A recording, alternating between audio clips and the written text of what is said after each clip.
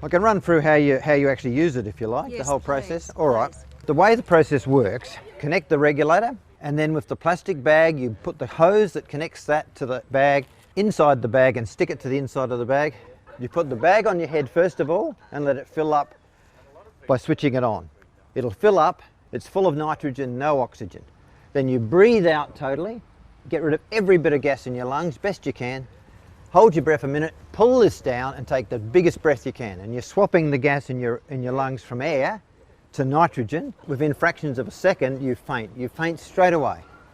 Then you just, in a fainted state, continue to breathe quite easily. The bag just expands and contracts and the gas is flowing into the bag, but you're in a 0% environment and you'll die in about 3 or 4 minutes after that.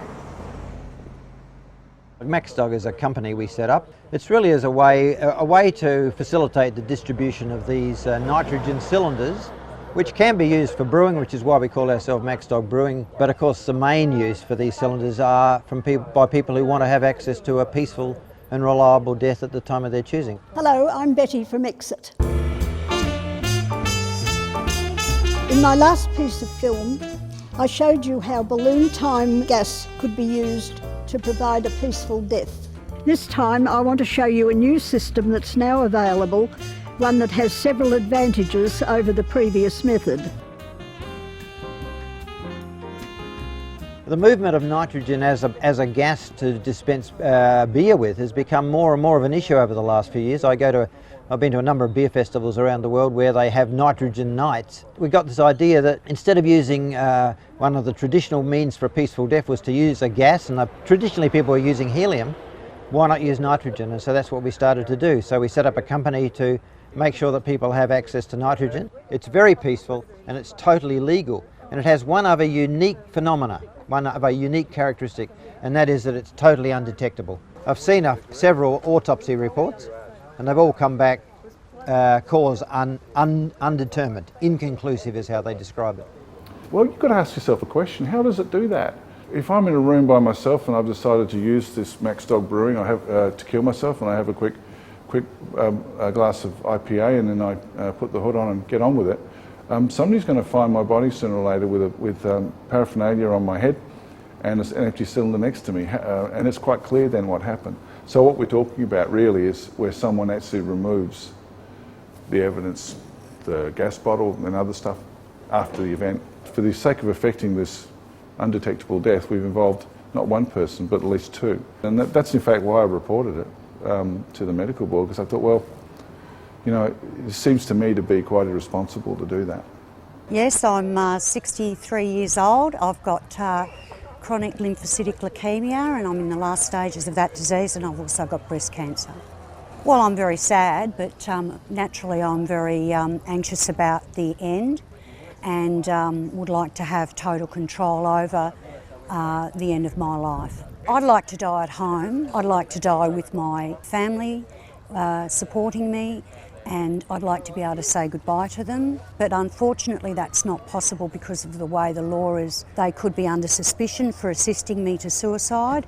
So unfortunately I'm going to have to not include my family in my death, and that's makes me very bitter. Suicide is not a crime, but anyone who might attempt or might help you end your life, that's assist you, advise or counsel you, can suffer serious criminal sanction.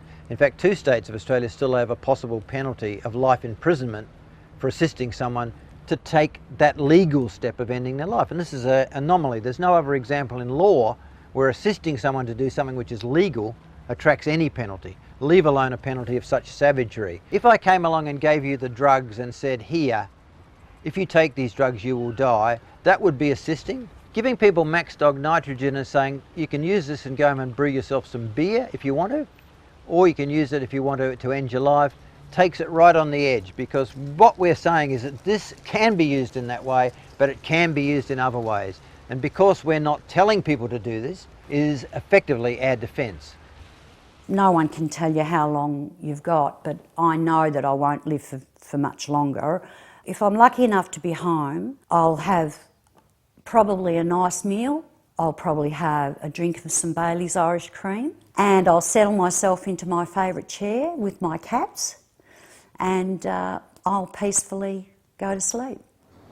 I think sometimes I do get painted as a bit of an ogre in the suggestion that I want people to live on indefinitely and, you know, at all costs and regardless of the pain. It's just not the case. And certainly that's not the case in palliative services. Palliative care is defined by two elements. One is reducing and relieving pain, and one is to neither prolong nor shorten life. So we're talking about a natural situation. And with good care, people get good advice as well. So they get to weigh their choices. You know, maybe they do want another round of chemotherapy because of X, Y, Z, or maybe that's enough. So it's not as if, you know, getting that kind of support is the end of choice. It's not. It's actually an opening up of choice. Knowing you've got something in the cupboard that will give you a peaceful, reliable death is immensely sustaining in the context of serious illness. People, and we know a number of them, that wake up every day with their serious cancer and say, you know, it's dreadful, but if it gets too bad, then I've just got to go to the cupboard, get out my nitrogen cylinder, and I can have a peaceful death. And what that does, having that knowledge, having that ability, is that it gives them the courage to keep on. And I think it's entirely consistent with harm minimisation as a good medical principle. Look, I'm not afraid of dying, but I am afraid of being forced to endure suffering and the indignity of being totally dependent on other people while I'm dying. And for that reason, I think it's should be my choice to actually say enough's enough and I want out. Simple as that. It's just a choice. You can buy these cylinders. We've been selling them all over Australia. Increasingly, we're selling them around the world. Once you've got them, you keep them forever, infinite shelf life. It's not a prohibited substance. Provided you're comfortable with the process, it will work well.